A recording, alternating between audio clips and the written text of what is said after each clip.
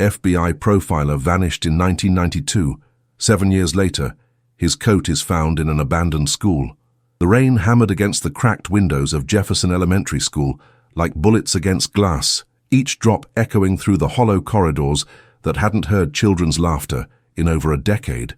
Marcus Chen pulled his jacket tighter as he navigated through the debris-strewn hallway, his flashlight cutting through the darkness that seemed to swallow everything beyond its narrow beam. As Portland's most experienced urban explorer and photographer, Marcus had documented dozens of abandoned buildings, but something about Jefferson Elementary felt different. The school had been closed since 1987 due to budget cuts, and the city had been threatening demolition for years. Today was supposed to be his final photographic survey before the wrecking ball arrived next month. "Jesus Christ," Marcus muttered, stepping over a pile of rotting textbooks. The smell of mold and decay was overwhelming, mixed with something else he couldn't quite identify. He'd been exploring abandoned buildings for 15 years, ever since he'd dropped out of journalism school, but this place felt genuinely haunted. His footsteps echoed as he made his way toward the principal's office, where he'd been told the best architectural details remained intact. The door stood slightly ajar, and as he pushed it open, his flashlight beam swept across overturned furniture and scattered papers, but it was what hung on the coat hook behind the door that made his blood run cold. A dark wool coat, perfectly preserved, as if someone had just hung it there yesterday. Marcus approached slowly, his photographer's eye immediately cataloguing details. The coat was expensive, definitely not something a teacher or janitor would have worn. It was a men's size 42, navy blue with subtle pinstripes, and when he lifted the collar, he could see the label, Brooks Brothers, Washington, D.C. More importantly, there was a small rectangular piece of plastic pinned to the lapel. Marcus's hands trembled as he angled his flashlight to read it. FBI Federal Bureau of Investigation, Dr. Jonathan Ashworth, Criminal Behavioral Analysis Unit.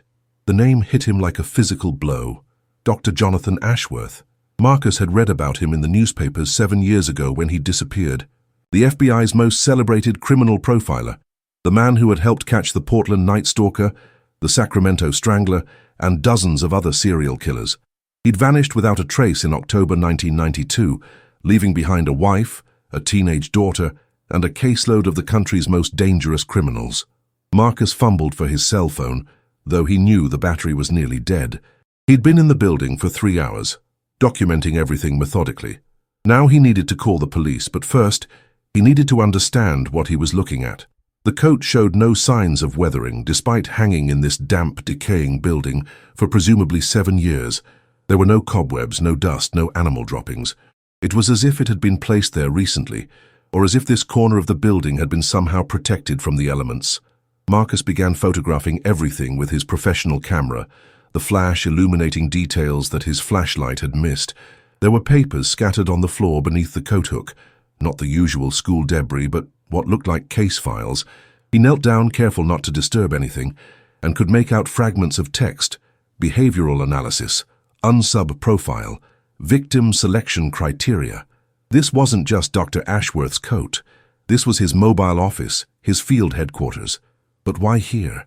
Why an abandoned elementary school that had been closed for years before his disappearance? Marcus's mind raced through the possibilities. Had Dr. Ashworth been investigating something connected to this school? Had he been meeting someone here? Or had someone brought his belongings here after what? The implications were staggering. Dr. Ashworth's disappearance had been front-page news for months. The FBI had conducted one of the most extensive missing persons investigations in the Bureau's history. They'd questioned hundreds of suspects, followed thousands of leads, and found nothing. The case had gone cold, filed away with all the other unsolved mysteries that haunted law enforcement. But now, Marcus was standing in a room that contained physical evidence that could change everything. Evidence that had been here for 7 years, waiting for someone to find it. He thought about Dr. Ashworth's family. His wife Elena had appeared on television multiple times, pleading for information about her husband's whereabouts. Their daughter, Sarah, had been only 16 when her father disappeared. She'd be 23 now, probably graduated from college, probably trying to rebuild her life after growing up in the shadow of such a public tragedy. Marcus had followed the case closely, as had most people in Portland. Dr. Ashworth had been a local hero, the FBI agent who had made the city safer by catching its most dangerous predators. His disappearance had shaken the community's faith in law enforcement's ability to protect even their own. The last confirmed sighting of Dr. Ashworth had been at FBI headquarters in Portland on October 13, 1992. He told his colleagues he was following up on a lead related to the Portland Night Stalker case, even though that killer had been caught and executed 2 years earlier. His car had been found 3 days later in a grocery store parking lot across town, keys still in the ignition, no signs of struggle. And now, 7 years later, Marcus was looking at evidence that Dr. Ashworth had been at Jefferson Elementary School. The question was when and whether he'd come here willingly. Marcus noticed something else as he continued his examination. The school's security system had been disabled, not just broken by vandals but professionally disabled. The alarm box near the principal's office had been opened with tools, not smashed. Someone with knowledge of security systems had wanted to ensure uninterrupted access to this building. He was about to call the police when he heard footsteps in the corridor outside. Marcus froze, his heart hammering. The building was supposed to be empty. The city had assured him that nobody else would be here today. The footsteps were deliberate, measured, like someone who knew exactly where they were going. Marcus quickly turned off his flashlight and crouched behind the overturned desk, his camera clutched against his chest. Through the partially open door, he could see the glow of another flashlight approaching. "I told you this day would come," a voice said softly. It was a man's voice, educated with the slight accent of someone from the East Coast. 27 years in law enforcement, and I never thought I'd be back here. A second voice responded, younger, more nervous. "We should have moved everything years ago. If someone finds this..." "Someone has found it," the first voice replied grimly.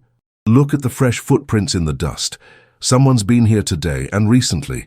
Professional camera equipment by the look of those tripod marks." Marcus's blood turned to ice. They knew he was here. They'd been watching, waiting for someone to discover Dr. Ashworth's coat. But why, and who were they? And he could hear them moving around the room, their voices becoming clearer as they approached his hiding spot. Marcus realized with growing terror that these weren't random intruders or security guards.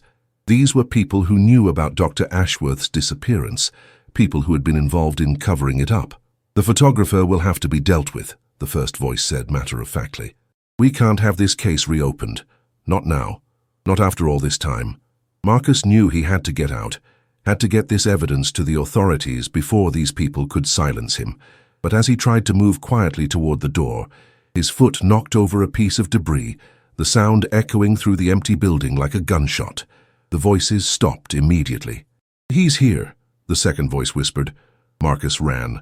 Special Agent Victoria Martinez stared at the evidence photographs spread across her desk like pieces of a jigsaw puzzle she'd been trying to solve for 7 years. The images Marcus Chen had taken at Jefferson Elementary School were crystal clear, showing Dr. Jonathan Ashworth's coat hanging exactly as he'd described, along with scattered case files that hadn't been seen since his disappearance. "This changes everything," she said to Detective Ray Kowalski, who sat across from her desk nursing his third cup of coffee. Ray had been the lead detective on the local task force when Dr. Ashworth vanished, and his weathered face showed the strain of a case that had consumed him for the better part of a decade. "Does it, though?" Ray asked, his voice heavy with exhaustion. "I mean, we've got a coat and some papers. Could be planted evidence, could be someone trying to restart the investigation for their own purposes." Victoria shook her head. "I've had these analyzed by 3 different labs. The fibers match samples from Dr. Ashworth's home office. The papers contain his handwriting, verified by our document analysis unit. And the coat shows environmental aging consistent with being in that building for approximately 7 years." She pulled out a thick file folder labeled Ashworth Jonathan Missing Person, Case 92-1047. It was one of the thickest case files she'd ever seen, hundreds of pages of interviews, evidence logs and investigative reports that had led nowhere. "Let me walk you through what we knew then and what we know now," Victoria continued, opening the file. Dr. Ashworth disappeared on October 13, 1992. He was 41 years old, married to Elena Ashworth, father to Sarah Ashworth. He'd been with the FBI for 18 years, the last 8 as the head of the Criminal Behavioral Analysis Unit for the Pacific Northwest. Ray nodded. He'd memorized these details years ago, But he let Victoria continue. Sometimes reviewing the basics revealed new connections. Dr. Ashworth was brilliant, Victoria said. He had a PhD in criminal psychology from Georgetown, had written 3 books on serial killer profiling, and had helped solve over 200 cases. He was particularly skilled at understanding the psychological patterns of repeat offenders. She pulled out a photograph of Dr. Ashworth, a professional headshot, that showed a man with graying hair, intense blue eyes, and the kind of face that suggested both intelligence and compassion. According to his colleagues, he was obsessed with understanding why people become killers. He believed that every criminal had a specific psychological trigger, and if you could identify that trigger, you could predict their behavior.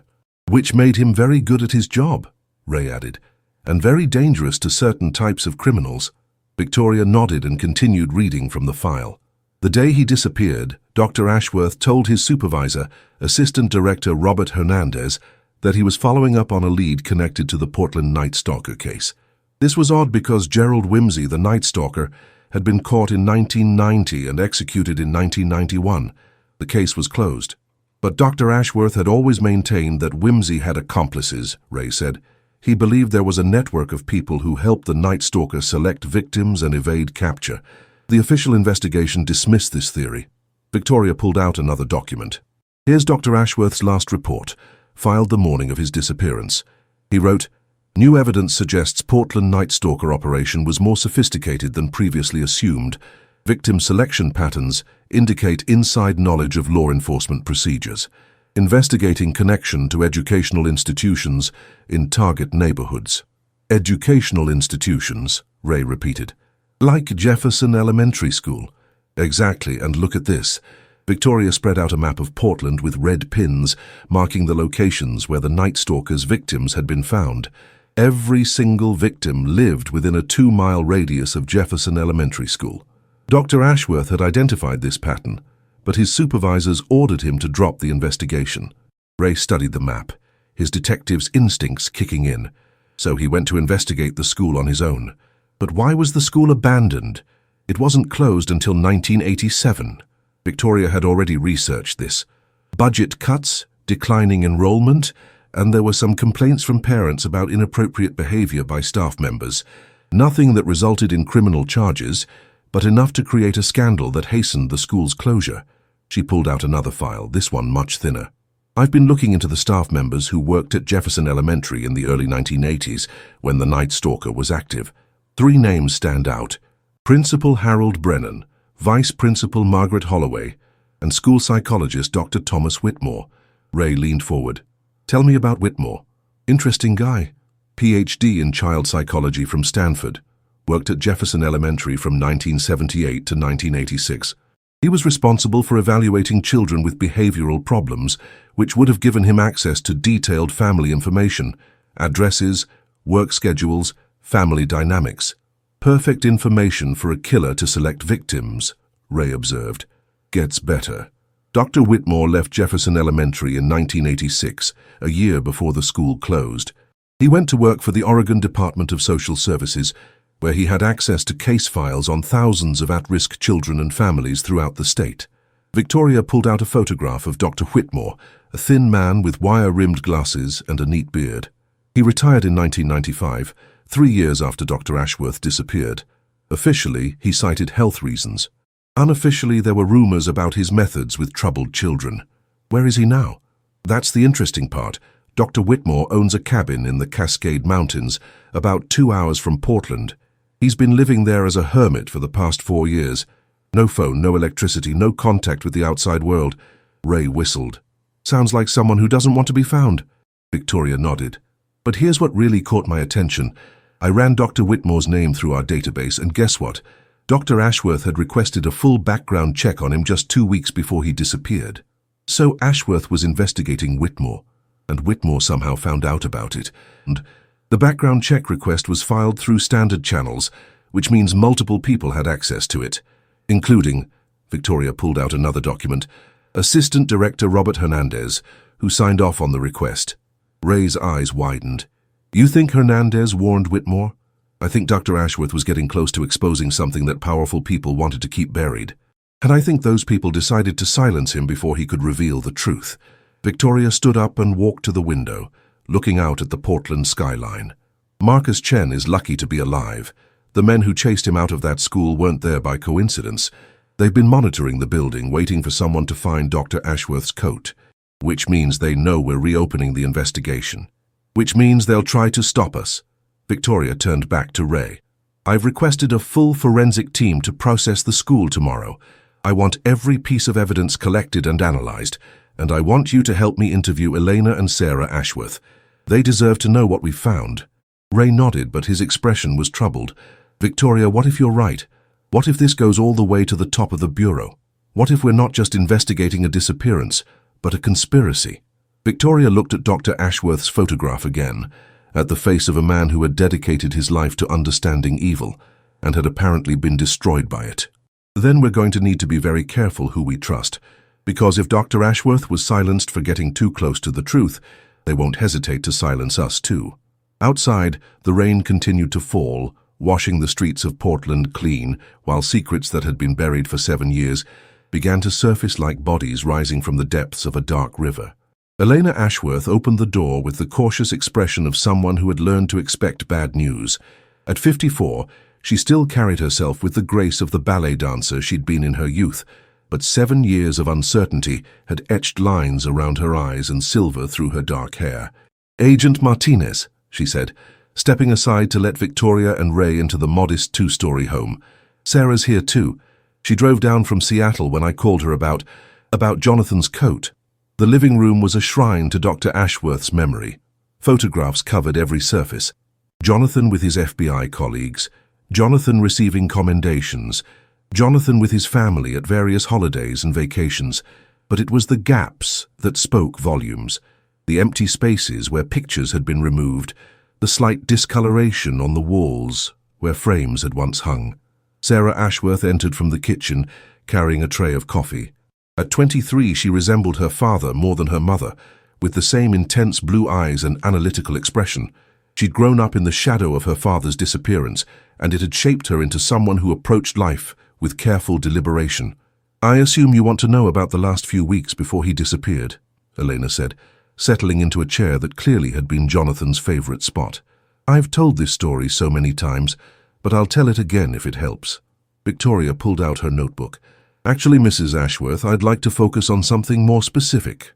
We've discovered that your husband was investigating connections between the Portland Night Stalker case and Jefferson Elementary School. Did he ever mention the school to you?"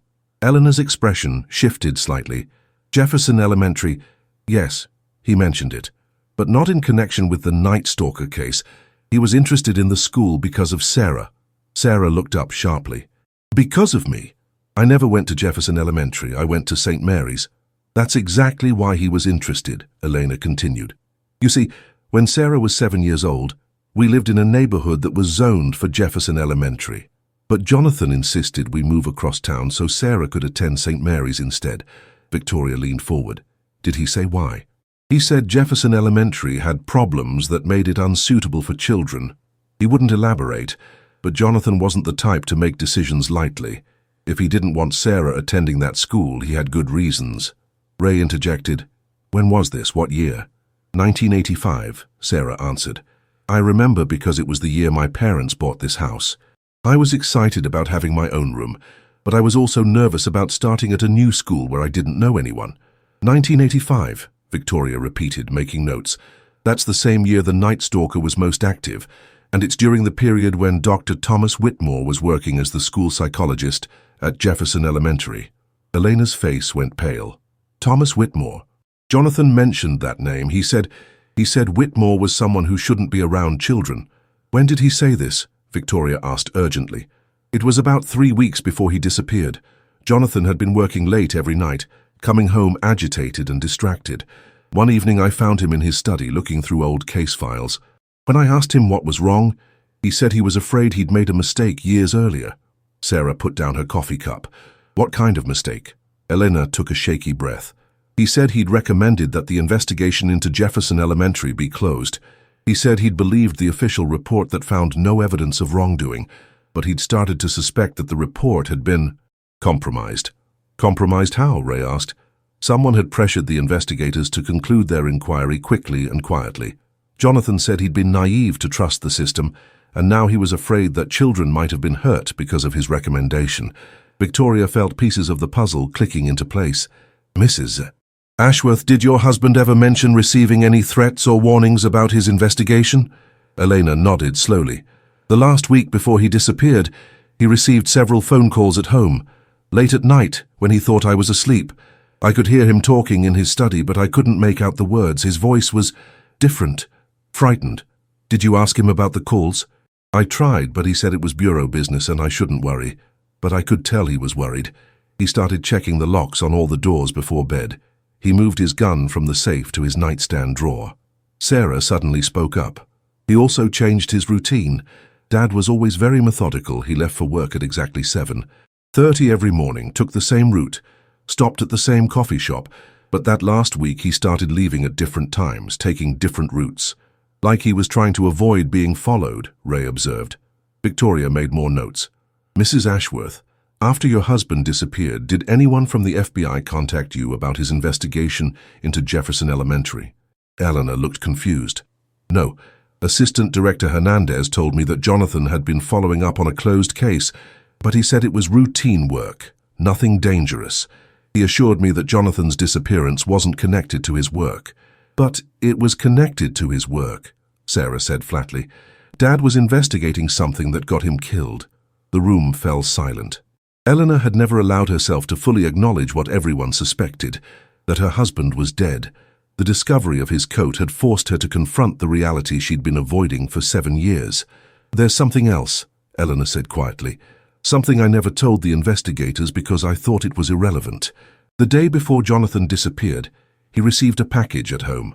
It was unusual because he never had FBI materials delivered to the house. Victoria's pulse quickened. What kind of package? A manila envelope, addressed to him personally. No return address. Inside were photographs and documents that he looked at for maybe 30 seconds before burning them in the fireplace. Did you see what they were? Only briefly.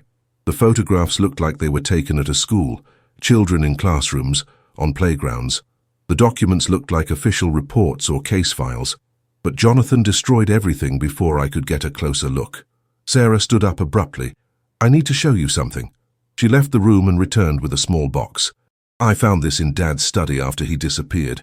Mum doesn't know I kept it.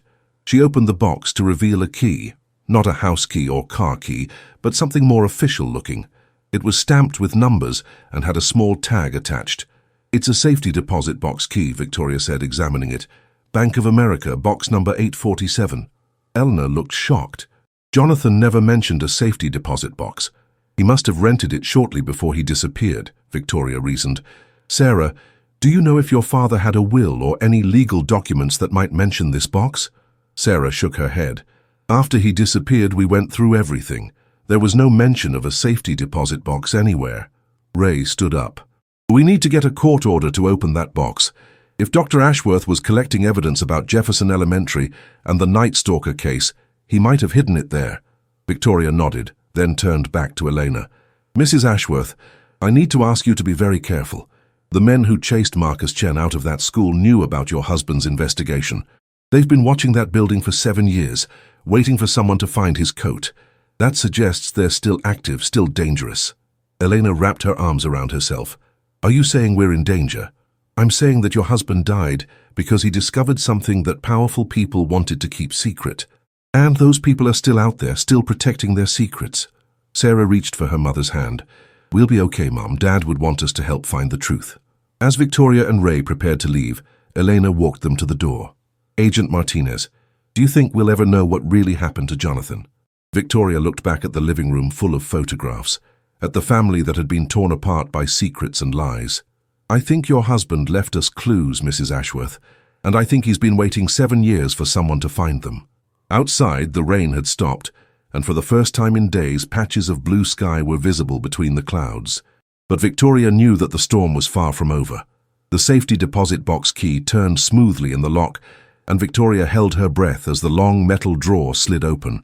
Inside, Dr. Jonathan Ashworth had left behind a carefully organized collection of documents, photographs, and audio recordings that would expose a conspiracy reaching into the highest levels of law enforcement. Ray whistled low as Victoria began removing items from the box. Jesus, look at all this stuff. How long had he been collecting evidence? The first item was a leather-bound journal, its pages filled with Dr. Ashworth's meticulous handwriting. Victoria opened to the first entry, dated September 15, 1992, less than a month before his disappearance. I can no longer ignore the evidence that the Portland Night Stalker case was deliberately mishandled, she read aloud. The official investigation focused solely on Gerald Whimsy, but Whimsy was clearly not acting alone. Someone provided him with inside information about police procedures, victim backgrounds, and investigative techniques.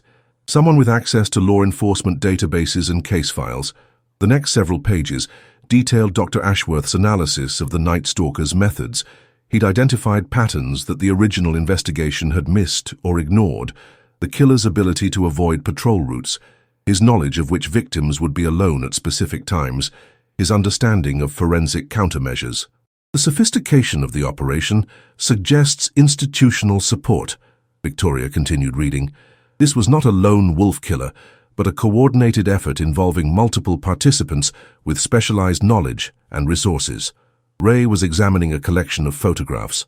These are surveillance photos, he said, showing Victoria images of men in business suits entering and leaving Jefferson Elementary School. Look at the date stamps. These were taken in 1985 and 1986, while the school was still operating. Victoria studied the photographs. Several showed Dr. Thomas Whitmore, the school psychologist, but others showed men she didn't recognize. Well-dressed, professional-looking men who clearly didn't belong at an elementary school. Wait, Ray said, holding up another photograph. I recognize this guy. The image showed a man in his 50s with silver hair and an expensive suit. That's Judge Robert Millfield. He was presiding over criminal cases in Portland during the 1980s. Victoria felt a chill. Judge Millfield would have had access to court records, probation reports, and sentencing information on hundreds of criminals. He would have known which families were vulnerable, which neighborhoods were under-policed. The next item in the box was a manila folder labeled Institutional Connections.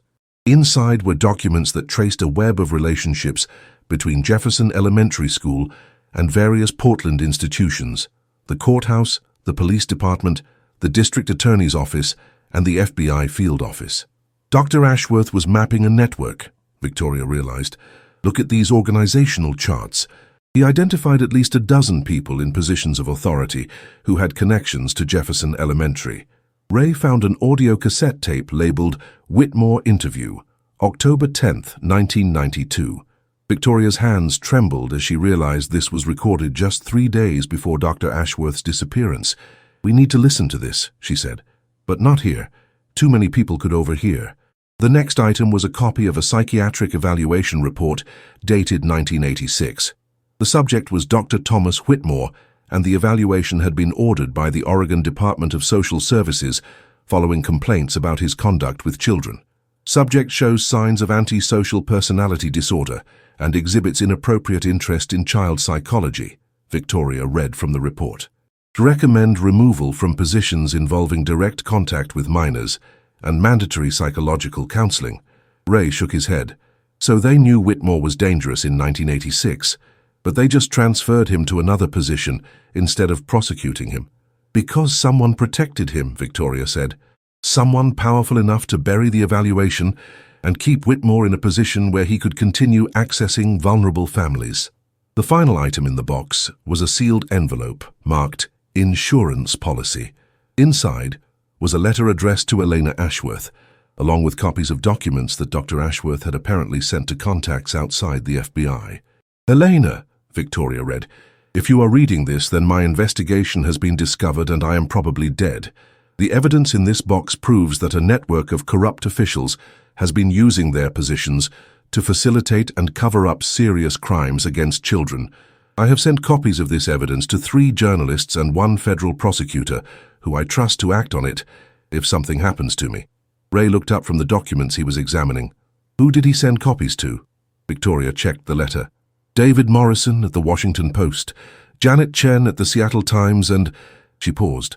Federal Prosecutor Maria Santos in San Francisco. We need to contact them immediately, Ray said. If Dr. Ashworth sent them evidence 7 years ago, they might still have it. Victoria continued reading the letter. The corruption reaches into the FBI itself. Assistant Director Robert Hernandez has been compromised, possibly through blackmail or bribery.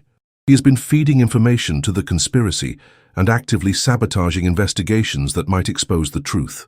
Hernandez, Ray said grimly. He's been the supervising agent on the Ashworth disappearance investigation from the beginning. He's been in charge of all the evidence, all the interviews, all the leads. Which means he's been covering up his own crimes for 7 years, Victoria realized. Every dead end, every dismissed lead, every piece of evidence that mysteriously disappeared, Hernandez has been orchestrating it all. The implications were staggering. If Dr. Ashworth was right, then the FBI's investigation into his disappearance had been compromised from the start. The very people who were supposed to be searching for him were the ones who had ordered his murder. Victoria carefully repacked the evidence, her mind racing through the next steps. We can't take this back to the FBI office. Hernandez will know we found it, and he'll try to destroy everything. Where can we go? Ray asked. My apartment. It's not ideal, but it's the only place I can think of where we can review this evidence without being monitored. As they prepared to leave the bank, Victoria noticed a man in a dark suit sitting in the lobby, apparently reading a newspaper. But she'd seen the same man outside the FBI building yesterday, and again outside Elena Ashworth's house. Ray, she said quietly, we're being followed. Ray glanced around casually. The guy with the newspaper. That's him. He's been watching us for at least 2 days. So they know we found the safety deposit box. Victoria nodded. Which means they know we have the evidence, and if they killed Dr. Ashworth to keep him quiet, they won't hesitate to kill us too.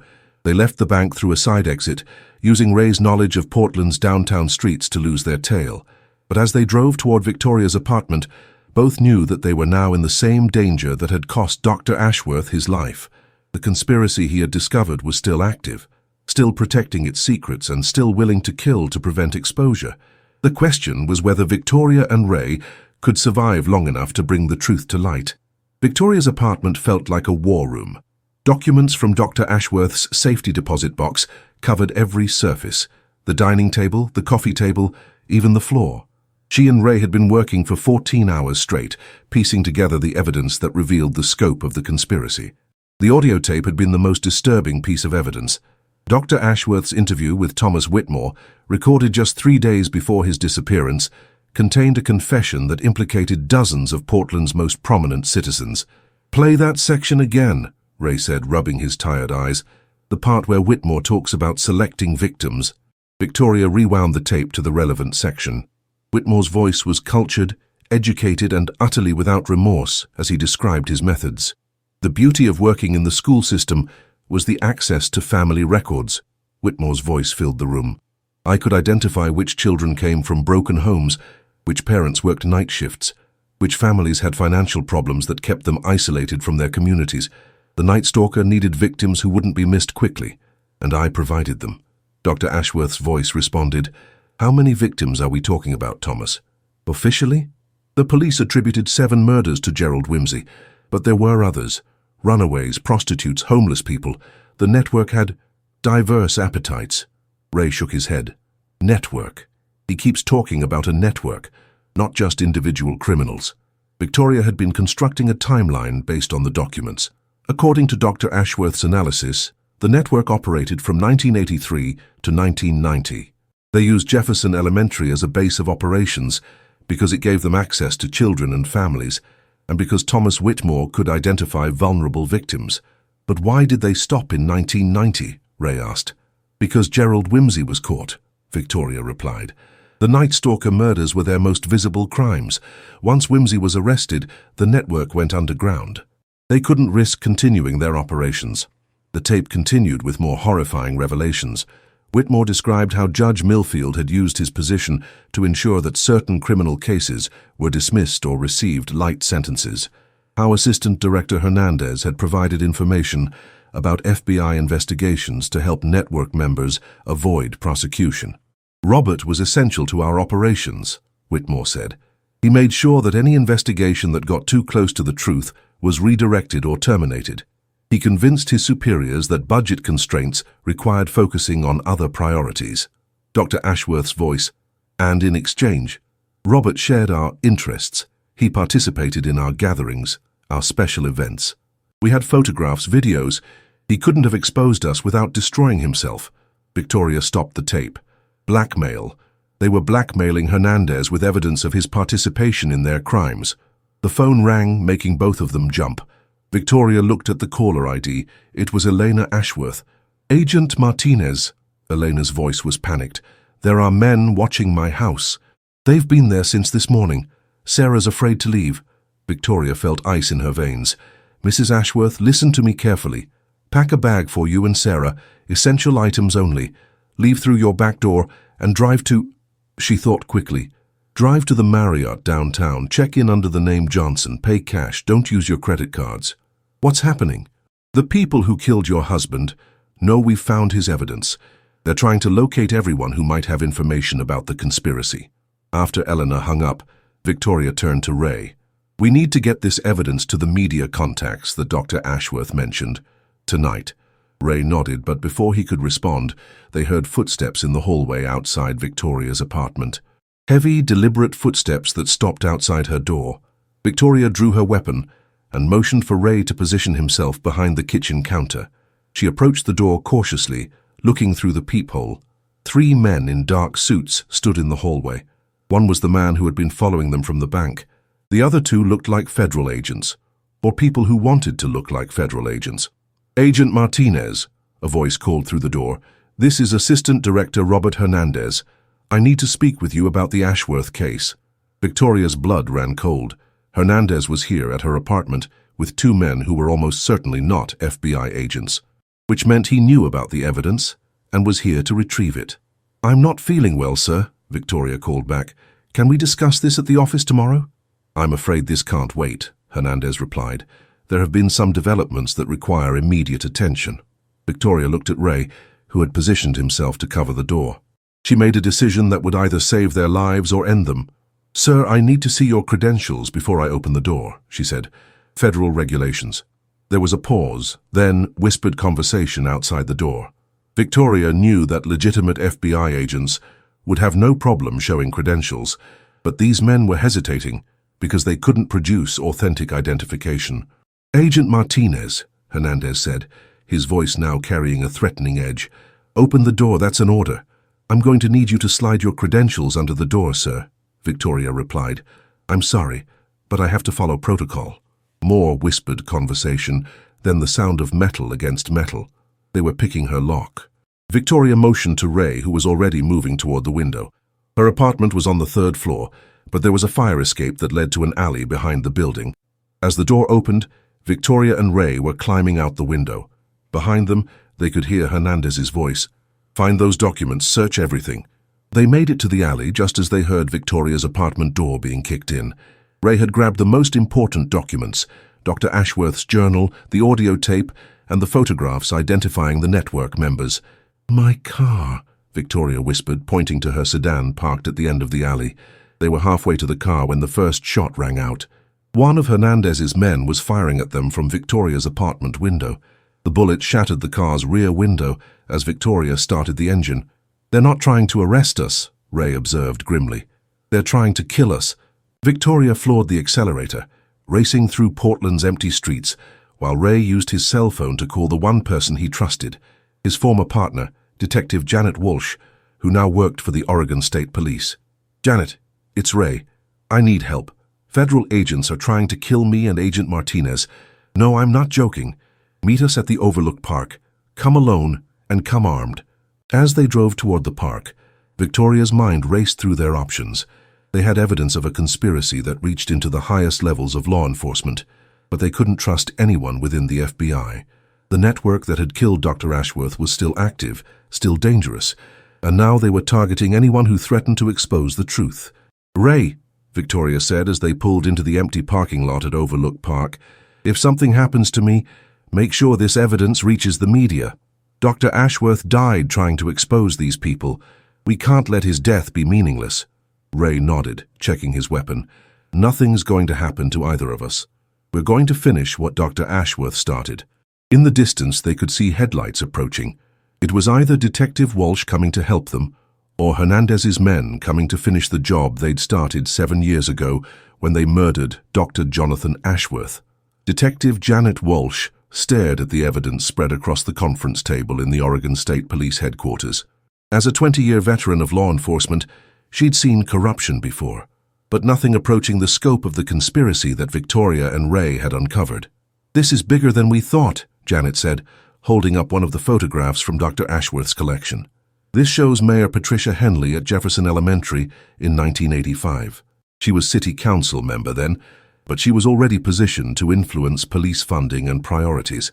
Victoria had barely slept since their escape from her apartment. The realization that the FBI itself was compromised had left her feeling isolated and vulnerable. Dr. Ashworth identified at least 15 high-ranking officials who were part of the network. They used their positions to facilitate crimes against children and then covered up any investigations that might expose them. Ray was reviewing the organizational chart that Dr. Ashworth had constructed. The network operated like a criminal enterprise. Thomas Whitmore identified victims through his work at the school. Judge Millfield ensured that cases were dismissed or received light sentences. Assistant Director Hernandez sabotaged FBI investigations, and Mayor Henley controlled the local police response. Janet pulled out a magnifying glass to examine the photographs more closely. These surveillance photos show the network members meeting at Jefferson Elementary after hours. Look at the dates. They were gathering there monthly from 1983 to 1990. Dr. Ashworth was convinced that the school was more than just a meeting place, Victoria said. He believed they were using it as a base for their operations. The basement level had been converted into something that wasn't part of the original school design. Janet looked up. Converted into what? We don't know yet. But Dr. Ashworth's notes suggest that the network was creating and distributing illegal material, photography, videos, documents that were used for blackmail and distribution to other networks around the country. The phone rang, and Janet answered it. After a brief conversation, she hung up with a grim expression. That was the crime lab. They've finished processing the evidence that Marcus Chen photographed at Jefferson Elementary. They found traces of photographic chemicals in the basement level, along with equipment that had been used to develop film. Ray leaned forward. So they were producing illegal photographs at the school. That's not all, Janet continued. They also found evidence that the basement had been used as a holding area.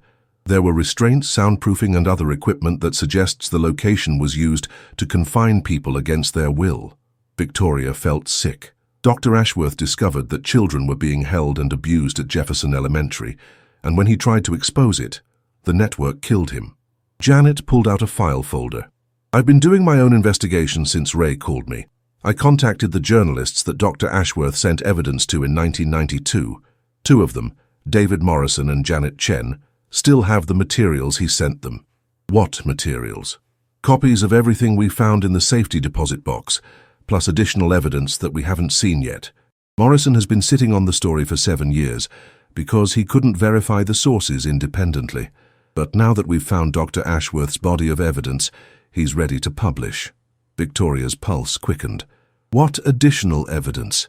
Janet spread out photocopies of documents. Financial records showing payments from network members to various shell companies. Bank records showing large cash deposits made by Thomas Whitmore, Judge Millfield, and Assistant Director Hernandez. And this, she held up a photograph, a picture of Dr. Ashworth meeting with an informant just days before his disappearance. The photograph showed Dr. Ashworth sitting in a coffee shop with a young woman Victoria didn't recognize. The woman appeared to be in her 20s with short dark hair and a nervous expression. Who is she? Ray asked. Her name is Amanda Stewart. She was a social worker who worked with Thomas Whitmore at the Department of Social Services. According to David Morrison, she contacted Dr. Ashworth in September 1992 with information about irregularities in case files. Janet pulled out another document. Amanda Stewart discovered that dozens of child welfare cases had been mishandled. Children who should have been removed from dangerous situations were left in place. Families who were flagged for investigation were somehow removed from the system. Whitmore was manipulating the social services system to protect certain families and target others, Victoria realized. He was using his position to ensure that vulnerable children remained accessible to the network. Amanda Stewart tried to report these irregularities to her supervisors, but her complaints were dismissed. That's when she decided to contact the FBI directly. Ray studied the photograph. Where is Amanda Stewart now? Janet's expression darkened. She disappeared in November 1992, about 3 weeks after Dr. Ashworth vanished. Her car was found in the Columbia River. The official investigation concluded she committed suicide due to work-related stress. But she was murdered, Victoria said, just like Dr. Ashworth, almost certainly. But here's the thing. Before she disappeared, Amanda Stewart gave David Morrison additional evidence. Names, dates, locations, financial records, enough to expose the entire network. Janet pulled out a thick manila envelope. Morrison has been waiting for law enforcement to reopen the case. He didn't want to publish the story based solely on the word of a missing FBI agent and a dead social worker, but now that we have independent verification of Dr. Ashworth's evidence, he's ready to move forward. Victoria looked at the envelope. What's in there? Everything. The complete financial records of the network's operations, bank account numbers, property records, communication logs, plus something else. A list of victims. Ray's voice was barely above a whisper. How many victims? At least 47 children over a 7-year period. Some were killed, others were trafficked to other networks around the country.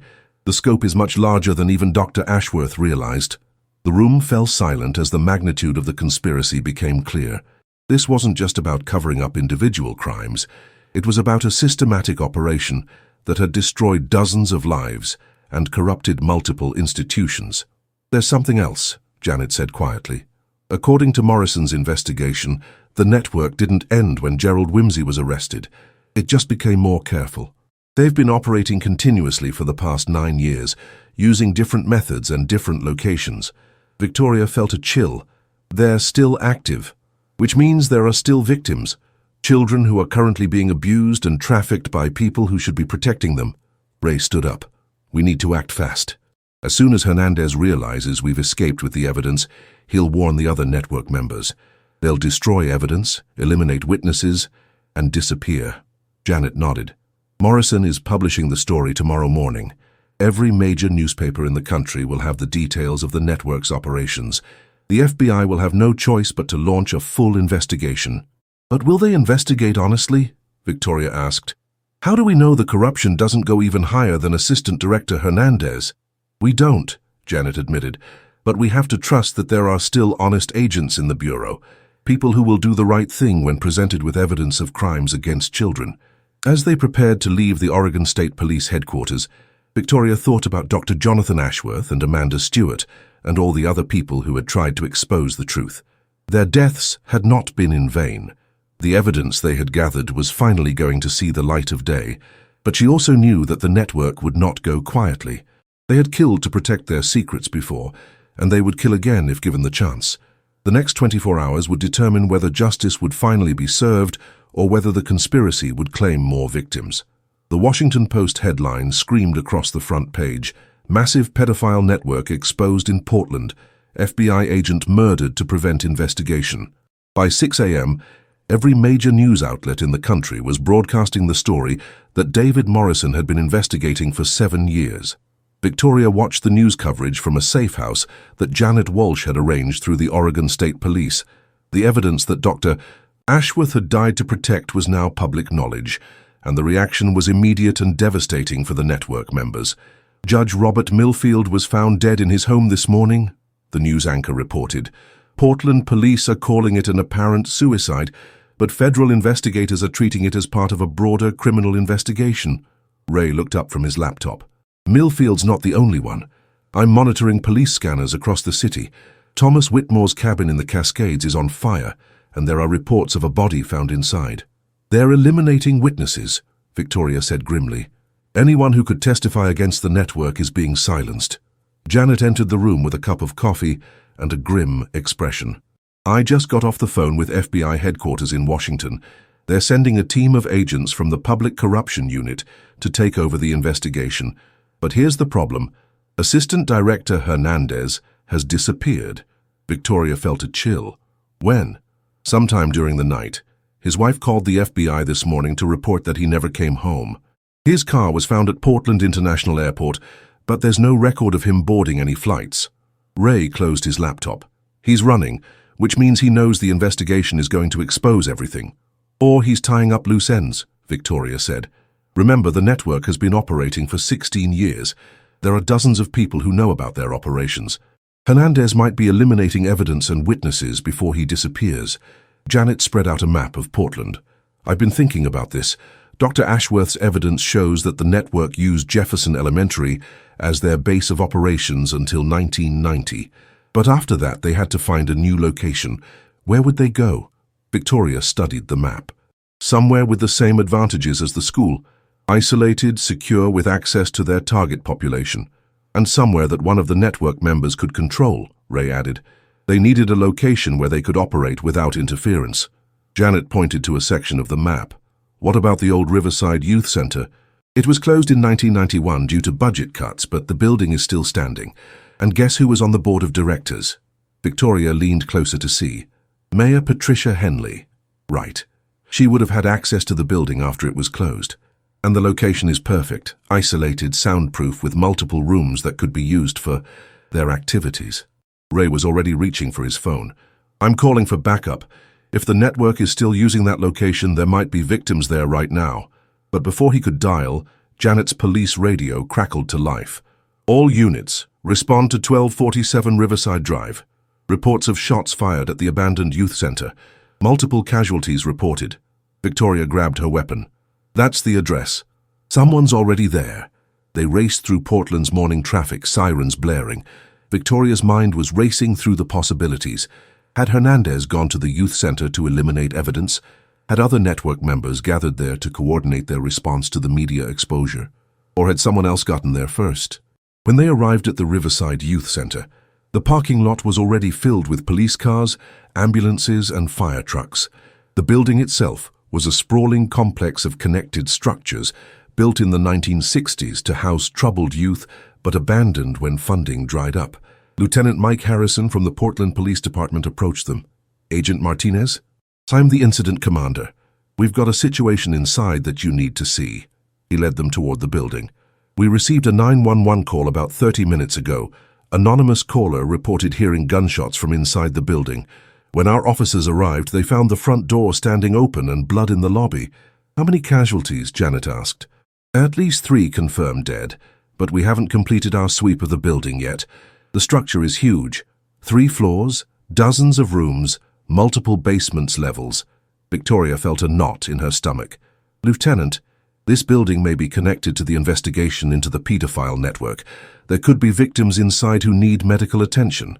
Harrison nodded grimly. We're treating this as a rescue operation as well as a crime scene. We've got paramedics standing by. They entered the building through the main lobby.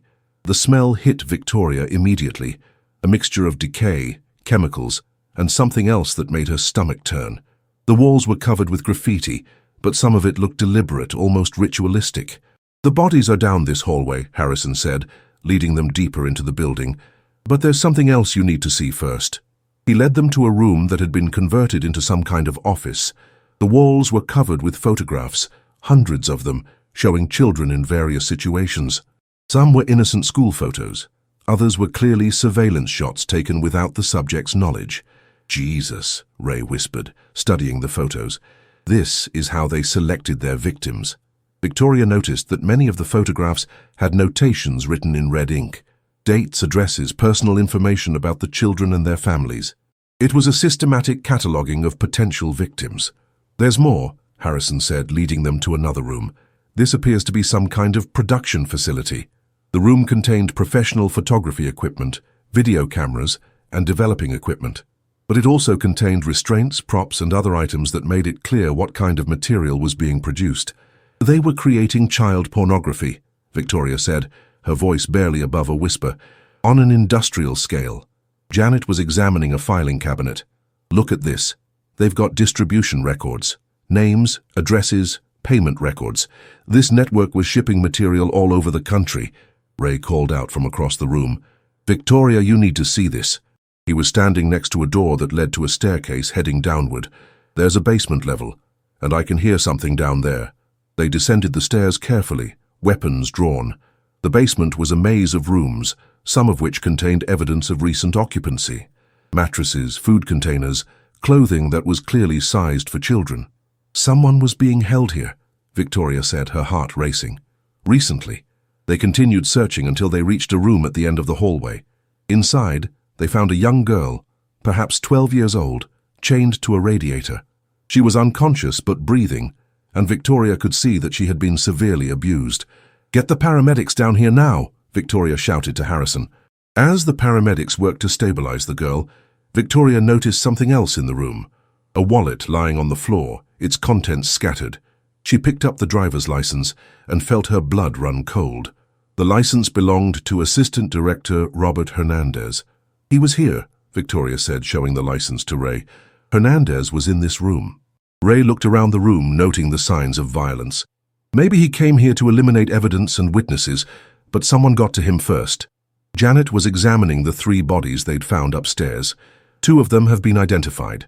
Paul Kormer and David Zhang. Both were on Dr. Ashworth's list of network members. The 3rd victim is still unidentified. Victoria felt pieces of the puzzle clicking into place.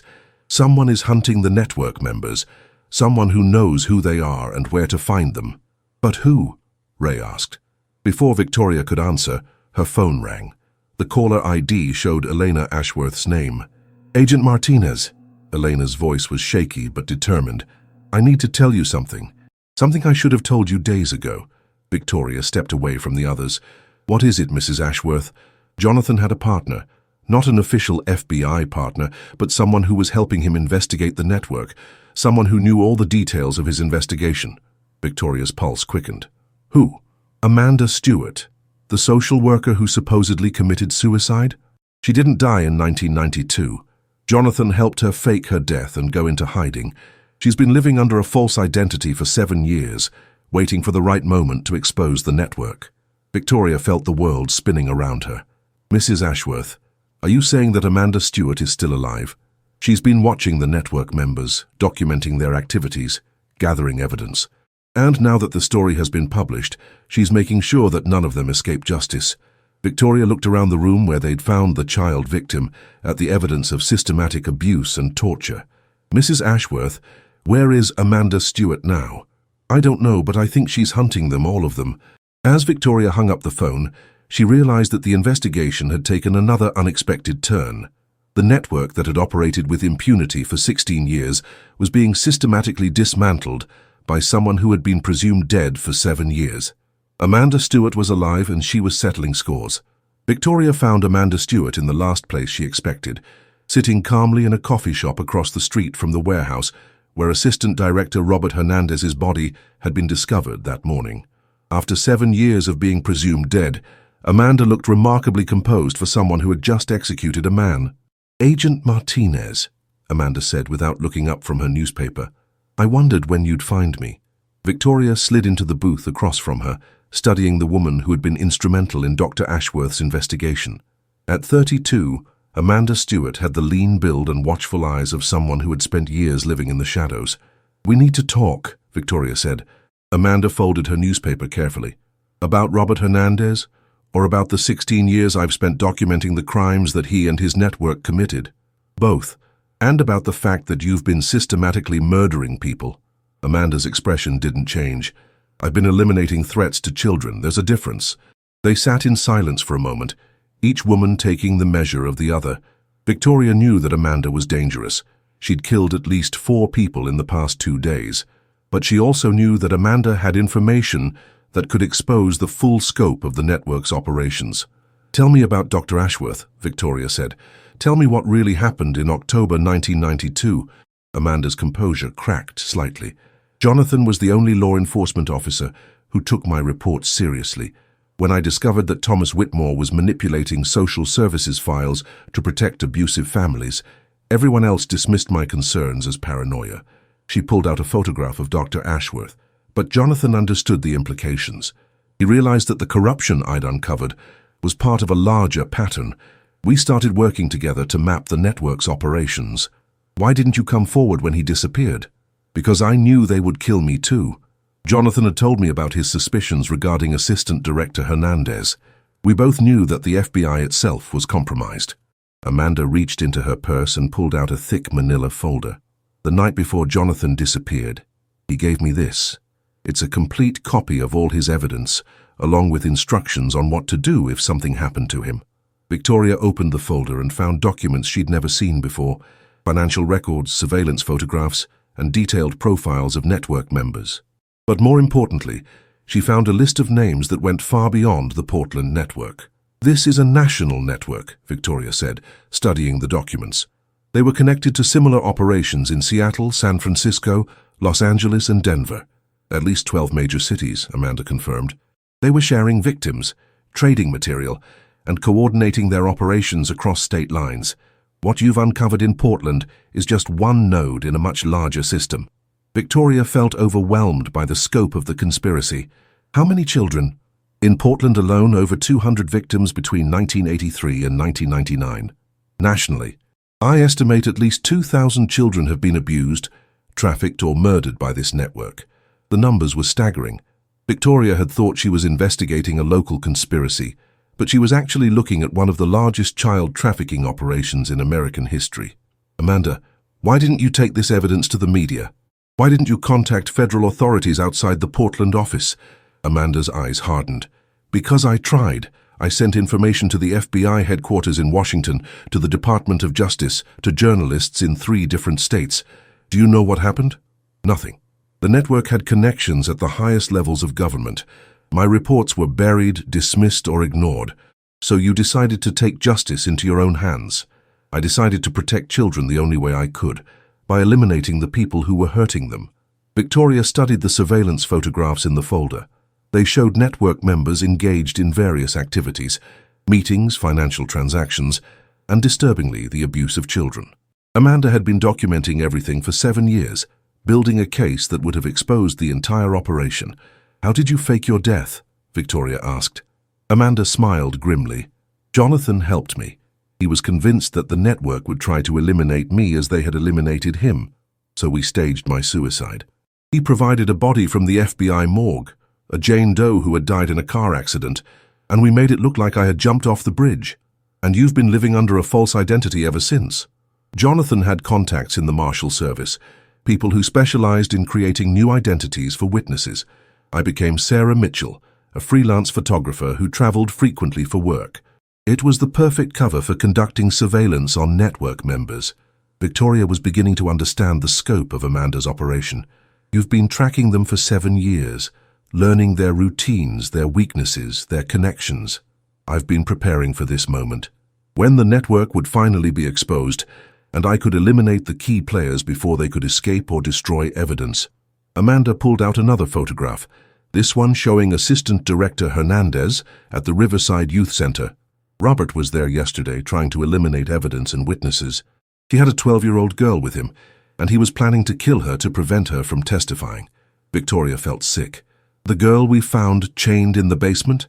I saved her life, and I made sure that Robert Hernandez would never hurt another child, by executing him, by stopping him permanently." Victoria looked at the evidence spread across the table. Amanda had documented crimes that spanned decades and involved dozens of perpetrators. She had information that could lead to hundreds of arrests and could potentially save thousands of children from abuse. But she was also a vigilante killer who had taken the law into her own hands. "Amanda, you need to surrender to federal authorities. This evidence needs to be processed through proper channels." Amanda shook her head. "The proper channels failed. For 16 years, children suffered while the authorities looked the other way. I'm not going to let that happen again." "What's your plan?" Amanda pulled out a list of names. "There are still 12 network members who are alive and free. They're currently trying to flee the country or destroy evidence. I'm going to find them before they can escape." Victoria studied the list. It included names she recognized: Mayor Patricia Henley, several Portland police officers, and officials from the Department of Social Services. It also included names she didn't recognize, people who had apparently been involved in the network but had never been identified by Dr. Ashworth's investigation. "Some of these people might be innocent," Victoria said. "Your information might be incomplete or inaccurate." Amanda's expression was cold. "I've been watching them for 7 years. I know exactly what each of them has done, and I have evidence to prove it." She pulled out a video camera. "I've recorded their activities. I have video evidence of their participation in the network's operations. They're not innocent, Agent Martinez. They're predators who have been protected by a corrupt system. Victoria realized that she was facing an impossible choice. She could arrest Amanda Stewart and potentially allow dangerous criminals to escape justice, or she could let Amanda continue her vigilante campaign and risk innocent people being killed. "Give me 24 hours, Victoria said. "Let me coordinate with federal authorities to arrest the remaining network members. Let the system work this time." Amanda considered the proposal. "And if the system fails again, if evidence is suppressed or suspects are allowed to escape, then you can do what you think is necessary, but give legitimate law enforcement one chance to get this right." Amanda gathered her documents and stood up. 24 hours, Agent Martinez. If these people aren't in custody by tomorrow night, I'm finishing what Jonathan started. As Amanda walked away, Victoria realized that the next 24 hours would determine whether justice would be served through the legal system or through the barrel of a gun. The emergency command center at the Portland FBI field office buzzed with activity as agents coordinated the largest law enforcement operation in the city's history. Victoria stood at the central command board, watching as red pins marked the locations of the remaining network members scattered across the Pacific Northwest. "Status report," demanded Assistant Director Carol Chen, who had flown in from FBI headquarters in Washington to oversee the operation. Her no-nonsense demeanor and reputation for integrity had made her the Bureau's choice to clean house after the revelations about Hernandez's corruption. Agent Mike Torres, the operation's tactical commander, consulted his tablet. "We've got 12 primary targets spread across Oregon, Washington, and Northern California. 8 have been located and are under surveillance. 4 are still in the wind." Victoria studied the map. "What about Mayor Patricia Henley? She's barricaded herself in her downtown office with her attorney, claims she's being framed by a conspiracy of disgruntled employees. She's demanding to negotiate immunity in exchange for information about the network. And the police officers on the list? Captain James Murphy and Detective Frank Olson have both lawyered up. They're cooperating with the investigation, but they're only admitting to minor involvement. They claim they were just following orders from Hernandez." Victoria felt frustration building. Even with overwhelming evidence of the network's crimes, the suspects were trying to minimize their involvement and shift blame to others. "What about the social services officials?" Agent Torres pulled up another screen. "Director Sandra Walsh disappeared from her home yesterday. Her credit cards were last used in Vancouver, British Columbia. We think she's trying to flee to Canada." Assistant Director Chen frowned. 24 hours isn't enough time to coordinate an international manhunt. We need more time." Victoria checked her watch. It was 6:15 p.m. Amanda Stewart's deadline was 6 p.m. the following day. "We don't have more time. If we don't have these people in custody by tomorrow night, Amanda Stewart is going to kill them. Then we need to find Amanda Stewart and stop her," Chen said firmly. Victoria had been dreading this moment. She'd spent the past day hoping that law enforcement could succeed where it had failed for 16 years. But the reality was that corruption and bureaucracy were still protecting the network members.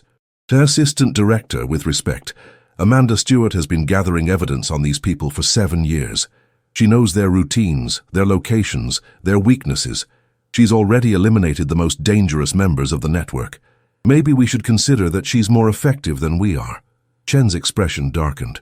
"Agent Martinez, are you suggesting that we allow a vigilante to murder suspects?" "I'm suggesting that we've had 16 years to stop these people through legal channels, and we've failed. Amanda Stewart has saved more children in the past 3 days than the FBI has in the past decade." The room fell silent. Victoria knew she was risking her career, but she also knew that Amanda Stewart was right. The system had failed to protect children, and traditional law enforcement was not equipped to handle the level of corruption they were facing. Agent Torres broke the silence. "Agent Martinez, we've got a situation. One of our surveillance teams has lost contact with their target." Victoria looked at the map. "Which target?" "Dr. Thomas Whitmore. He was supposed to be at his cabin in the Cascades, but our team found the cabin empty. There are signs of a struggle and blood on the floor." "Amanda got to him first," Victoria said. Chen shook her head. "We need to find her before she kills anyone else. What do we know about her current location?" Victoria had been thinking about this all day. She's been staying ahead of us because she knows law enforcement procedures. She was a social worker for 8 years. She worked closely with Dr. Ashworth for months, and she's been observing our investigation techniques for the past week. "So how do we find her?" We don't. We let her find us. Victoria walked to the map and pointed to a location in downtown Portland. There's one network member who hasn't been located yet, Judge Robert Millfield Jr., the son of the judge who committed suicide. He's been working as a prosecutor in the district attorney's office, and according to Amanda's evidence, he's been covering up network activities for years. Torres pulled up information on his tablet. Robert Millfield Jr. hasn't been seen since the story broke. His apartment is empty, his car is gone, and his cell phone is turned off. But I know where he'll be, Victoria said. Tonight is the anniversary of his father's death by suicide. He'll go to Jefferson Elementary School, where this whole conspiracy started. It's where the network members went when they needed to feel safe. Chen considered this. You think Amanda Stewart will be there too? I think she's been waiting for this moment. She's been planning to confront the network members at the place where their crimes began. Jefferson Elementary is where she'll make her final stand. Torres was already coordinating with tactical teams. We can have the building surrounded in 30 minutes. No, Victoria said. If Amanda sees a massive law enforcement presence, she'll disappear. She's been evading capture for 7 years. She's not going to make it easy for us now. Then what do you suggest? Victoria took a deep breath. I go in alone. I've been communicating with Amanda for the past 2 days. She trusts me, or at least she respects me. If I can get her to surrender peacefully, we can end this without more violence. Chen shook her head. Too dangerous. Amanda Stewart has killed at least 4 people in the past week. She's not going to hesitate to kill a federal agent if she feels threatened, but she's not killing randomly. She's targeting specific people who have committed crimes against children. If I approach her as an ally rather than an enemy, she might be willing to cooperate. Victoria looked around the room at the agents and officers who had been working around the clock to bring the network to justice. The truth is, Amanda Stewart has been more effective than all of us combined. She's eliminated the most dangerous network members. She's rescued at least 1 child, and she's gathered evidence that will put dozens of criminals in prison. She's also a killer, Chen reminded her. She's a killer who has been protecting children while we've been protecting bureaucrats and politicians. Maybe it's time we admit that she's been on the right side of this fight. Torres looked up from his tablet. Agent Martinez, we just got a report of gunshots at Jefferson Elementary School. Multiple shots fired, at least 2 people down. Victoria grabbed her weapon and headed for the door. I'm going to Jefferson Elementary, with or without backup. As she drove through Portland's darkening streets, Victoria thought about Dr. Jonathan Ashworth and Amanda Stewart, and all the children who had suffered while adults argued about proper procedures and jurisdictional authority. Tonight, at the abandoned school where the network had committed its first crimes, the final chapter of this investigation would be written. The question was whether it would end with justice or with more violence. Victoria approached Jefferson Elementary School on foot, her weapon drawn but pointed down. The building stood silhouetted against the night sky, its broken windows like empty eyes staring out at the street. She could see light flickering from inside, flashlights or candles, and she could hear voices echoing through the empty corridors. As she entered through the main doorway, Victoria called out softly, "Amanda, it's Agent Martinez. I came alone." The voices stopped. Victoria moved carefully through the debris-strewn hallway, following the light toward the principal's office, where Marcus Chen had first discovered Dr. Ashworth's coat. The door was open, and inside Victoria could see 2 figures. Amanda Stewart stood behind the desk, her weapon trained on a man who was sitting in a chair with his hands zip-tied behind his back. The man was in his 30s, well-dressed despite the blood on his shirt, and Victoria recognized him from the photographs as Robert Millfield Jr. "Agent Martinez," Amanda said without taking her eyes off Millfield, "you're just in time for the confession." Victoria entered the room slowly, keeping her weapon lowered. "Amanda, it's over. We've arrested most of the network members. Mayor Henley is in custody, along with the police officers and social services officials. You don't need to do this." "Actually, I do," Amanda replied. "Robert here was just telling me about the network's current operations. It turns out they've been more active than we thought." Millfield looked up at Victoria with desperate eyes. "Agent Martinez, thank God. This woman is insane. She's been torturing me for information about crimes I had nothing to do with." Amanda laughed bitterly. "Nothing to do with? Robert, you were the prosecutor who made sure that network members never went to trial. You buried evidence, intimidated witnesses, and dismissed cases that would have exposed the conspiracy." Victoria looked at Millfield, then at Amanda. What has he told you? That the network has been operating continuously since 1992. They moved their base of operations to 3 different locations around Portland. They've been trafficking children to networks in other states. And they've been planning to eliminate all the evidence and witnesses, including the surviving victims. Millfield struggled against his restraints. She's lying. I was just a prosecutor doing my job. I never hurt any children. Amanda pulled out a video camera. Really? Then explain this. She turned the camera's screen toward Victoria. The video showed Millfield in a room with a young girl, perhaps 10 years old. The girl was clearly terrified, and Millfield was clearly not just a prosecutor doing his job. Victoria felt sick. How many more videos do you have? Dozens. I've been recording the network's activities for 7 years. I have evidence of crimes involving over 100 children and more than 50 adult perpetrators. Amanda set the camera down and turned back to Millfield. Tell Agent Martinez about the other victims. Tell her about the children who are still being held. Millfield's composure cracked. I don't know what you're talking about. Amanda moved closer to him. Robert, I know about the house in Lake Oswego. I know about the warehouse in Southeast Portland. I know about the network's plans to eliminate the evidence by killing the remaining victims. Victoria felt her blood run cold. There are still children being held. According to Robert, at least 12 children are currently being held at various locations around Portland.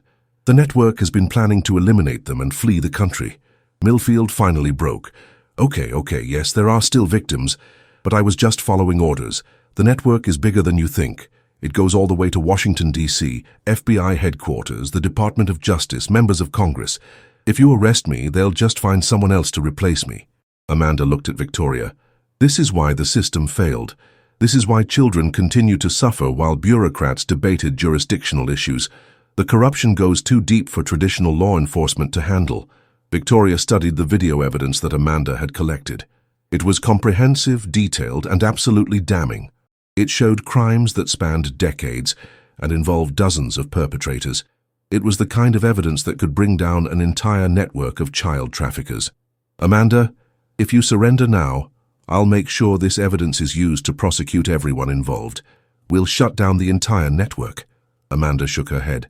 Will you? Or will the evidence be suppressed, witnesses intimidated, and cases dismissed? How many times have children been failed by the system that was supposed to protect them? Before Victoria could answer, they heard sirens in the distance. The FBI tactical team had arrived, despite Victoria's request to handle the situation alone. They're here, Amanda said, checking her weapon. I have about 5 minutes before they surround the building. Victoria made a decision that would define the rest of her career. Amanda, give me the evidence. Give me the locations of the remaining victims. I'll make sure justice is served. How can you promise that? Because I'm not going to let the system fail again. I'm going to make sure that every piece of evidence is preserved, every victim is rescued, and every perpetrator is prosecuted. Amanda looked at Millfield, then at Victoria. What about him? Victoria looked at the man who had spent years protecting child traffickers and participated in their crimes. He's going to spend the rest of his life in prison, along with everyone else who was part of this network. Amanda lowered her weapon. There's something else you need to know. Dr. Ashworth isn't dead. Victoria's heart stopped. What? Jonathan is alive. He's been in hiding for 7 years, just like me. He's been investigating the network's connections to other cities, gathering evidence that will expose the entire national operation. Where is he? Safe, waiting for the right moment to come forward. He wanted to make sure that the network couldn't silence him before he could testify. The sirens were getting closer. Victoria could hear tactical teams surrounding the building, setting up perimeters and preparing for a confrontation. Amanda, we need to go. The FBI is here, and they're going to want to arrest you for the murders you've committed. Amanda gathered her evidence and headed for the door. Agent Martinez, there's one more thing. The network has been planning something called Final Protocol. If they're exposed, they're going to eliminate all the remaining victims and escape to countries that don't have extradition treaties with the United States. When? Tonight. They're moving the children to a central location where they can be eliminated quickly. You have maybe 2 hours before they disappear forever. Victoria grabbed her radio. All units, we have multiple locations with hostages. I need tactical teams at the Lake Oswego address and the Southeast Portland warehouse. This is a rescue operation, not an arrest operation. As they prepared to leave Jefferson Elementary, Victoria looked back at the building that had been the center of so much evil. In a few hours it would be demolished, its physical structure destroyed. But the evidence that Amanda Stewart and Dr. Ashworth had gathered would ensure that the network's crimes would never be forgotten. "Agent Martinez," Amanda said as they reached the door. "Thank you for believing in justice, even when the system failed." Victoria nodded. "Thank you for never giving up on protecting children, even when everyone else did." Outside, the FBI tactical teams were in position. Victoria called out, "Federal agents were coming out. We have evidence of ongoing crimes against children that require immediate action." As they emerged from the building, Victoria saw Assistant Director Chen approaching with a team of agents. But instead of arresting Amanda Stewart, Chen was focused on coordinating the rescue operations at the locations Amanda had identified. "Agent Martinez, we've got teams moving on both locations. How reliable is this intelligence?" Victoria looked at Amanda, who was calmly surrendering her weapon to the FBI agents. "It's the most reliable intelligence we've had in 16 years. 3 hours later, Victoria stood in the FBI command center watching as 12 children were rescued from the network's final strongholds. The youngest was 6 years old, the oldest was 14. All had been held for months or years, all had been systematically abused, and all were finally safe. The last of the network members were arrested as they attempted to flee the country. Mayor Patricia Henley was charged with conspiracy and child trafficking. The corrupt police officers were charged with obstruction of justice and participating in criminal enterprises. The social services officials were charged with child endangerment and conspiracy. And in a small cabin in the Cascade Mountains, Dr. Jonathan Ashworth finally came out of hiding, carrying 7 years' worth of evidence that would expose similar networks in 12 other cities. Victoria visited Amanda Stewart in federal detention the next morning. Despite facing murder charges for her vigilante actions, Amanda seemed at peace for the first time in years. "Was it worth it?" Victoria asked. Amanda looked out the window at the Portland skyline. 12 children are safe. A network that operated for 16 years has been destroyed. Dozens of criminals will spend the rest of their lives in prison, and other networks around the country are going to be exposed and shut down. She turned back to Victoria. "Yes, it was worth it. Every life I took was worth the lives we saved." Victoria nodded. "The children you rescued are going to need counseling, medical care, and new families, but they're going to live. They're going to have a chance at normal lives." "That's all I ever wanted," Amanda said, "for children to be safe from people who would hurt them." As Victoria left the detention center, she thought about Dr. Ashworth's original investigation and the evidence he had died to protect. His coat, found hanging in an abandoned school, had been the key that unlocked a conspiracy that had hidden in plain sight for decades.